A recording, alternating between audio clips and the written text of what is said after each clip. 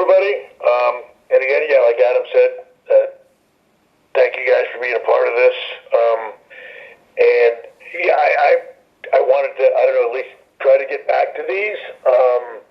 And look, I'll be honest with you. I don't know that I don't know. I feel like I have to live up, and step into the shoes of Hunter's, and what he did here and in these calls. I don't know that I'll do that, but I'm certainly, more than happy to give it a whirl. Again, for me, I guess I'm just looking for us to, I don't know, to get back to having an open line of communication, and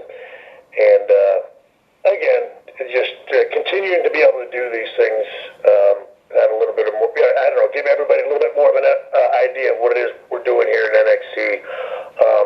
And felt like Halloween Havoc was the perfect time to do it. I really feel like this is going to be, from an NXT standpoint, I feel like this is going to be equivalent to our SummerSlam. I feel like it's going to be not the biggest, the second biggest, sort of premium live event on our schedule, only behind Stand and Deliver. But everybody, this one just feels different to me, and for us here, it feels big, it feels important. I feel like, down the road, Halloween Havoc will be more identified with NXT than it is anything else. And I know from a talent standpoint, and just internally here in Orlando at the Performance Center, everybody's really jacked and excited about this one. Braun and Ilya and JD in the main event. Again, the UK talent that's come over here has been unbelievably, off the top, just off the hook successful for us, and they've all been incredibly excited to be a part of it. So I know those guys are going to obviously tear down the house. And we've got Mandy and Alba in the women's championship match, Roxanne and Cora in a Weapons Wild match, and I don't know if there's another match on the card that epitomizes what NXT is now, which is two talent, and the average age is probably a ripe old 21. So, which is, I don't know, to me, that's mind-boggling. Premium live event, and one of them's 20, and I think the other one's 22, which is just, but that's as you guys are all figuring out, and along with us, that's what NXT has become. The ladder match, those guys are going to just tear the house down, I know, and I can't wait to see that one. That's going to be the one where I'm going to have to, I don't know, see if there's any way to reel those boys in, but that one's going to be fantastic. Apollo and Grayson, spin the wheel, make the deal. That'll be exciting, just to see what happens. And the one that's kind of a sleeper to me, which is Julius Creed and Damon Kemp. And those are just two guys that, once again, sort of epitomize what NXT is all about. Two, college athletes coming in from an amateur background and really have turned into special performers, but in very different ways. And I don't know. So it's a cool show, but it's sort of encapsulating what we feel is, and I don't know, I don't think it's a new vision. I think it's the original vision of what NXT was supposed to be, which is, taking these young athletes, these young performers, and getting them ready for Raw and SmackDown. And again, but this, again, they're doing this on a show that, could possibly be, I don't know, at least up there with y'all's picks of what's, one of the best premium live events from a WWE standpoint, from a company standpoint, putting on it. And for, the average age of the people on this entire card is probably about 27. So anyway, I just wanted to, run down the card, obviously. Excited to have Dave LaGreca from SiriusXM Busted Open on a pre-show tomorrow. And just wanted to just to give you guys, so pardon my rambling. I guess, maybe it sucks already, so sorry. I guess an exclusive that, the next NXT Premium Live event is going to be on December 10th, and it is going to be known as NXT Deadline. And so that's just something I wanted to, at least put out there right now. You'll find out more about that obviously in the future, but NXT Deadline is coming Saturday, December 10th.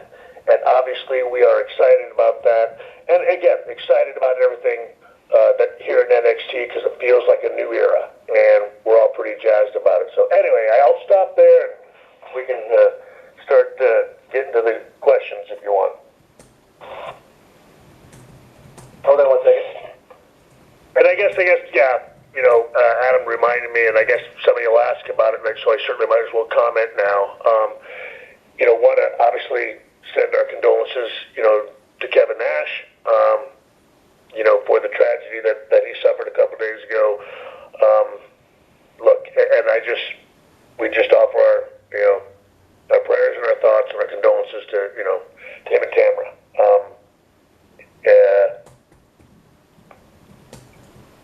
I'm just going to leave it at that. It's a terrible loss, and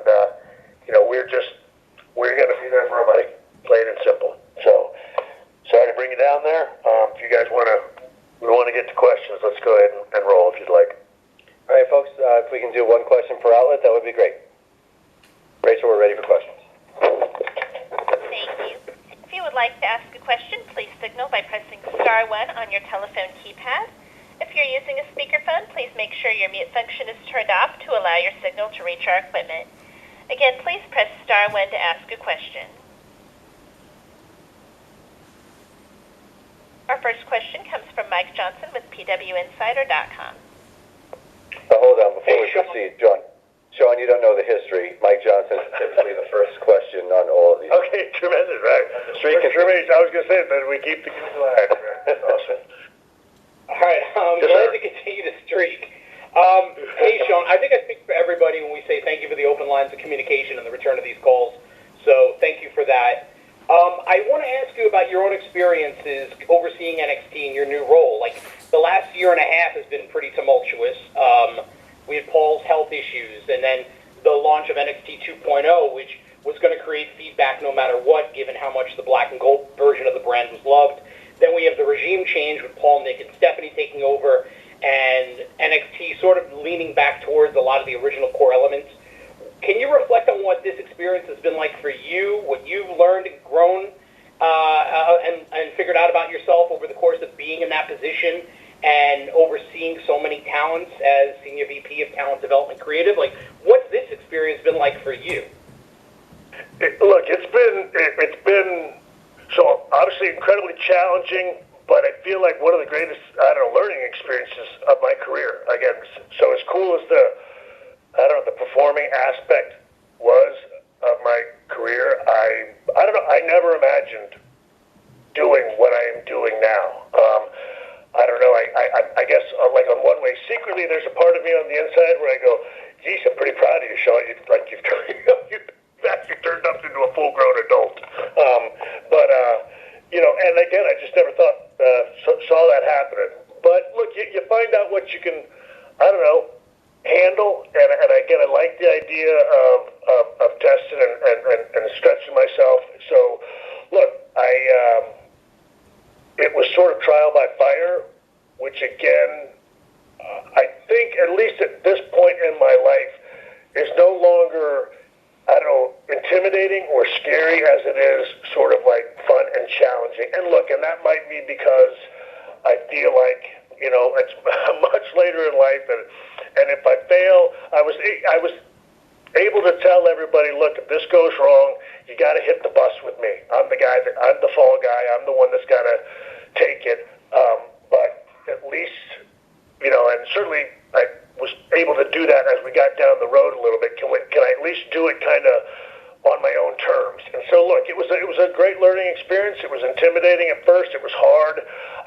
Obviously I came here just to, as a coach at first, coaching 2 hours a day, but then as things increased, but it was still just as number two, you know what I mean? And to be there to step in temporarily when Hunter wanted some time off.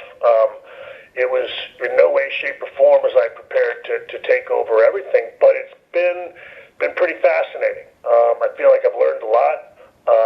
And look, I also feel like it's been exciting as well. And myself, the talent, the crew that is here, we've all become closer in the process.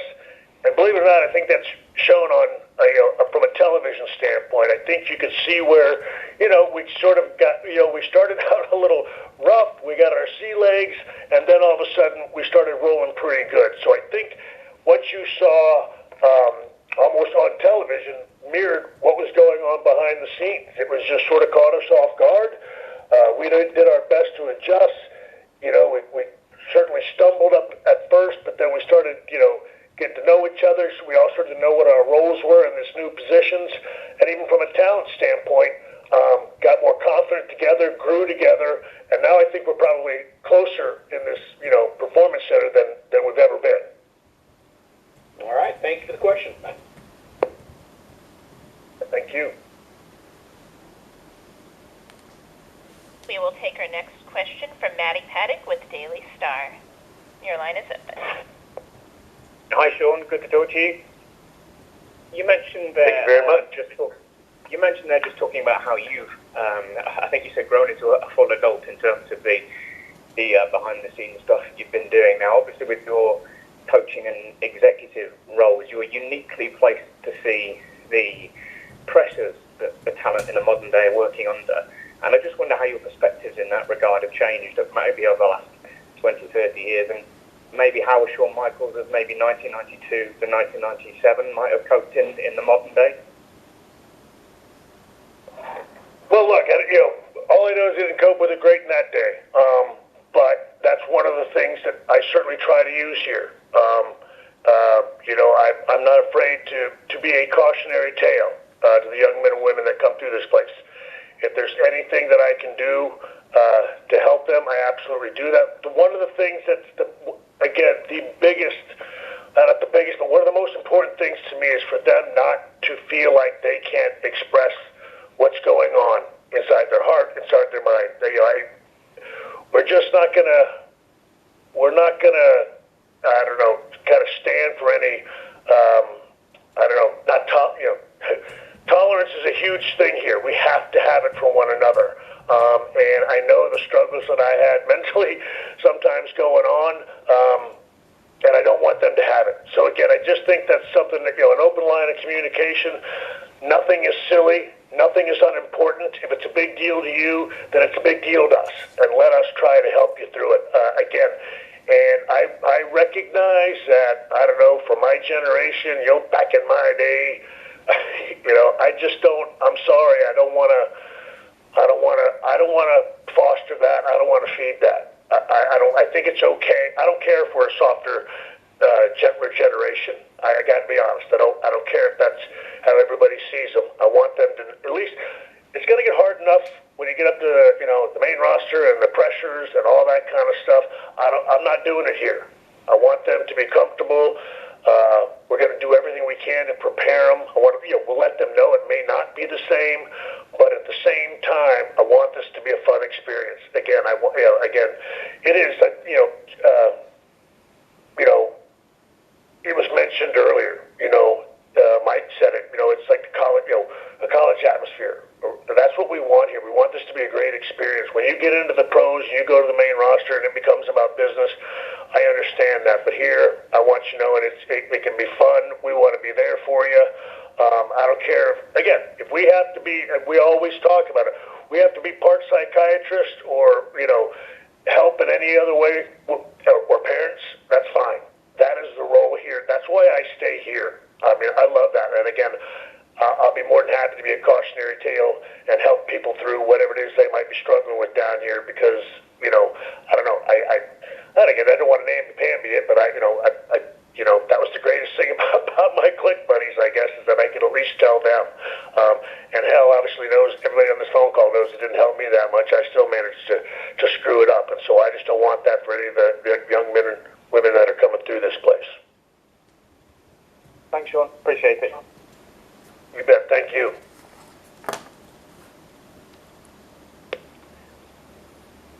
We will then take our next question from Jason Powell with Pro Wrestling. Please go ahead. Yeah, hey, Shawn. Naturally, Paul Levesque and Vince McMahon are going to have different tastes. Have you altered your approach due to that changing of the guard? It seems like maybe one example might be some smaller wrestlers are being featured more than it seems like they would have under the old regime. certainly so. When 2.0 first launched, again, you sort of get there was a little bit of,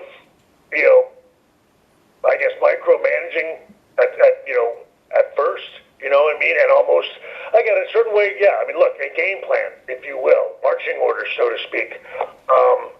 But then as as you get down the road, look, at some point, and again, I want to say right before maybe Stand and Deliver, it was just about really having a conversation and saying, like, hey, can we just talk? Again, I'm a good soldier. I'll do absolutely whatever you want, but we are down here, like, on the grounds. We're here, and I feel like I know what you want, but can I go about it sort of in a different way? And can I go about it my way and integrate it? Again, we'll still get these young men and women into the system. We'll still get them on television, but I need to do it, in a way that works for them. We know their limitations. We know what they're able to do, what they're not able to do. I feel like we have the ability to put them in better situations for success.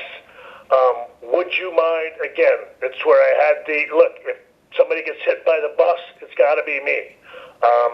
But will you trust me, to do that? And again, it was just, getting to have that conversation, and it was right before Stand and Deliver, and that's when we sort of, again, I felt like we kind of turned the corner, because again, and look, in their defense, look, some of it, look, maybe certainly it's different tastes, but they were also dealing with a guy, me, who hadn't been in that role.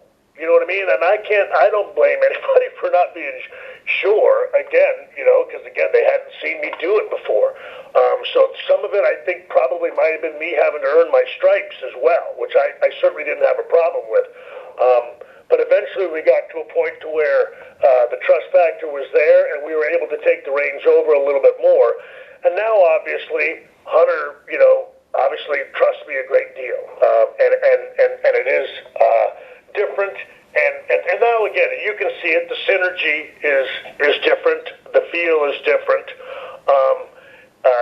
But again, we're now acting as if we're all under one big umbrella. And look, I'm not going to insult anybody on this call. We just know that we were kind of a separate entity unto ourselves at the other time. And now that's just not the case. And that makes it, again, those things alone make it easier.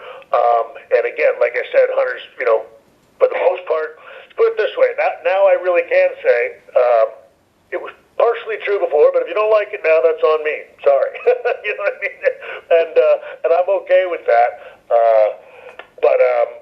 But again, I also, again, just put it this way, and I know I'm babbling a bunch, so I'll put it this way. I was told to build a car. I can build you a car, but I was told you get to use these pieces and these tools. I can still build a car. Now I'm able to build a car, but I'm allowed to use any piece I want, any tool I want. I can still build a car, but I can build you a heck of a lot better car. And I think that's the difference. And that's where we're at now.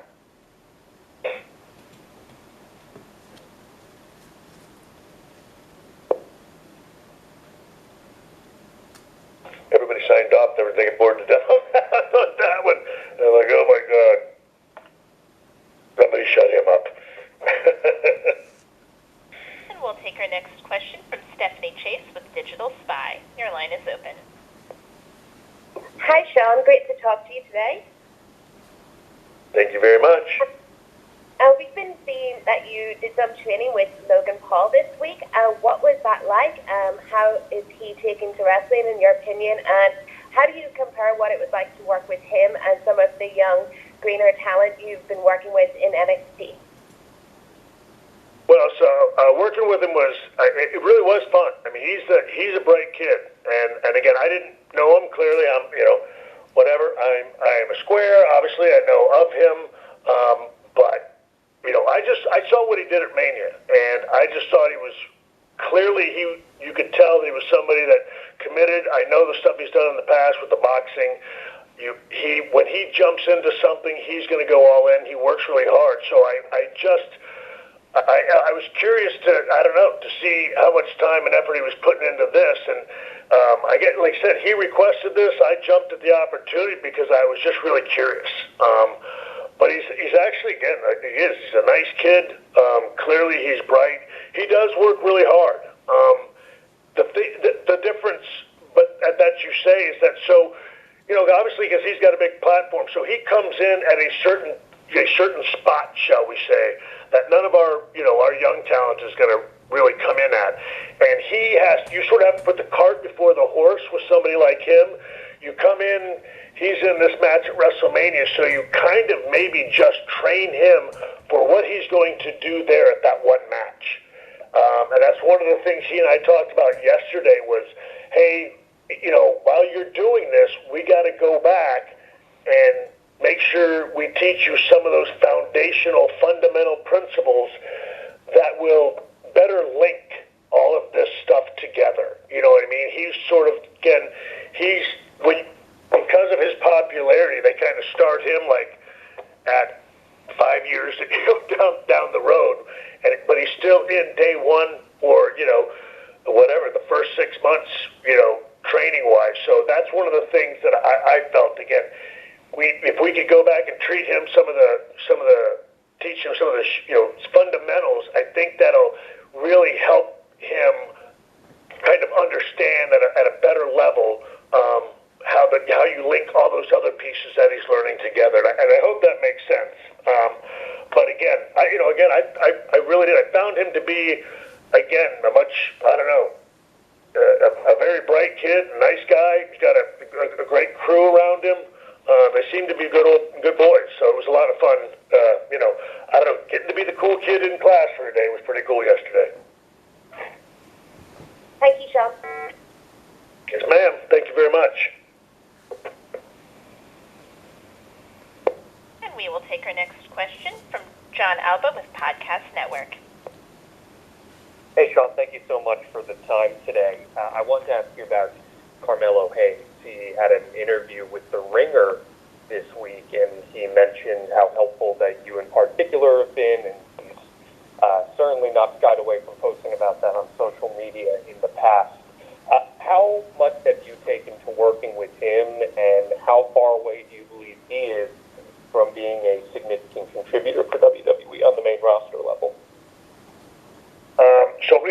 I have taken interest in Melo from day one, and I can remember I got him on television as quickly as I could, but at the time I believe it was still 205 Live at that time, and of course, I was talking to him, and I said, look, I know you don't want to, I just wanted to get you out there and get you in front of the people and in front of Hunter at the time, and he's like, yeah, well, because I don't want to be limited to 205. And I said, I know. I said, but for me, it was more important to get you out there so that everyone could see like this kid can go. Anyway, Carmelo and I get along great. He's a good kid, and I think the sky's the limit for him. He's special. He's talented, and he is. We have a lot of talks. I gave him the same line that I was given many, many years ago, which is go ahead and push the envelope, go out there, let me pull you back. And he does, and I've seen that he's mentioned it, like, yeah, Shawn's had to pull me back a couple times, and that is true. But again, he's never, he never complains about it. He's a pro too. I guess I like that about him as well. He's got a lot of charisma, he's got a lot of ability, he's got a lot of attitude, but he really is. He's a respectful young man. And look, that's what's so great about a lot of people down here. We've got some really talented people. You know what I mean? And they're darn good. Young men and women of character too. So I think I'll say this to answer your question. I mean, he's ready anytime somebody wants him. I think. Again, of course, he's only going to get better. Can he always learn more? You bet. But all of us can. But he's certainly ready whenever they want to take him, because I think he's going to go up there and be with people better than him, and that's how you improve in this line of work. Great, thank you. You betcha. Thank you very much. We will take our next question from Alistair McGeorge with Metro UK. Hi, Sean. How are you doing? I'm doing well, Alistair. How you doing? Good. Yeah, not too bad, thanks. You've alluded to, obviously, the synergy and integration between NXT and the main roster, which is a huge positive, but there's also, I guess, the challenge of finding a balance where you could have, say, a talent like Rockstar Impress on SmackDown, and there's a chance of losing a talent like that to the main roster before you planned on it. So how do you strike that balance when it comes to your role and your position in the company? Well, look, the one thing that we kind of pride ourselves on here, look, I'll say this, given what we've been through in the last year, somebody snatching a talent out from underneath us, we go, that's the kind of trouble we want. We don't mind that, because that means we're doing our job. And so creatively, sure, it can cause a few hitches in our giddy up, but I'll tell you what, I think for the most part, like right now, I mean, I can't imagine that happening, you know what I mean? Because I just feel like the communication is such that, again, Hunter says, we're looking to take her, when's the time we can, when can you get her finished up by?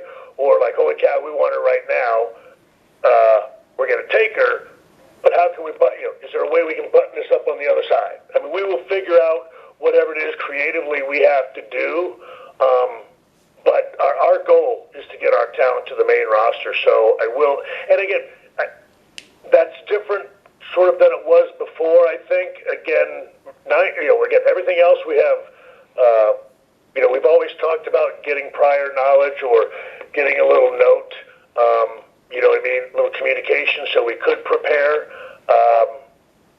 For the most part, that didn't happen. But now we're sure it will, and if it didn't, I don't know. Again, that's the kind of trouble we don't mind. We adjust to everything down here because that's the gig. Everybody here understands that. Our job is to get them up to the main roster. If that's the biggest hassle we have down here, that's one we're willing to take because at least it means we're doing our job well. Well, thanks for your time. Take care. Yeah, thank you, Alistair. Our next question comes from Salcano with Record of Mexico. Hi, Sean. Good morning. How you doing? Doing well, sir. Okay. For us in Mexico, Halloween Havoc 97 was special because of that match between Rey Mysterio and Eddie Guerrero. And I have two quick questions for you.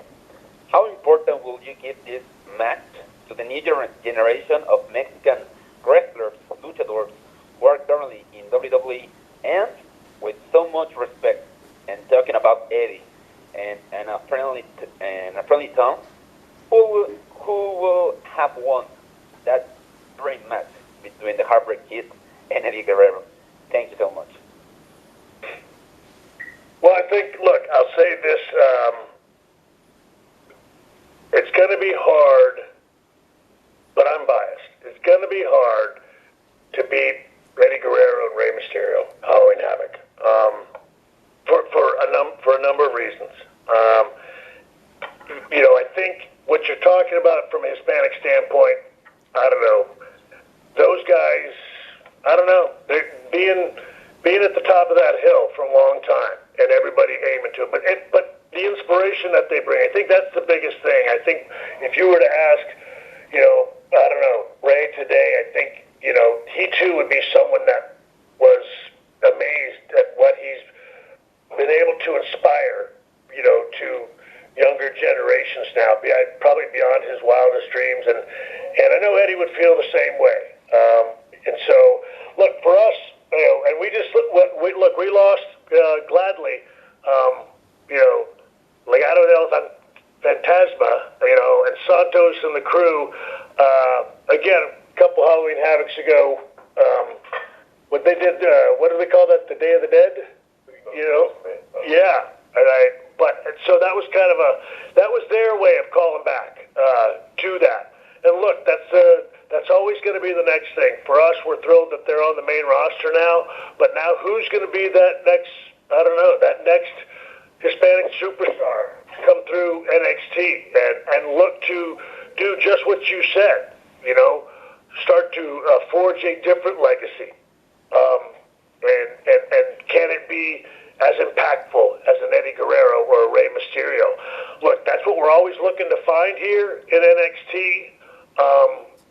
But I tell you, you know, those two guys set the bar really high, and you know, gladly, you know, the case for you know, for them, I'm sure, and certainly for all of us. But look, we're looking forward to see who's going to go after that. Right now, after Santos and Legados, right now I think that's where we're at here in NXT, looking to see who is going to be the next Hispanic superstar that can sort of take that place.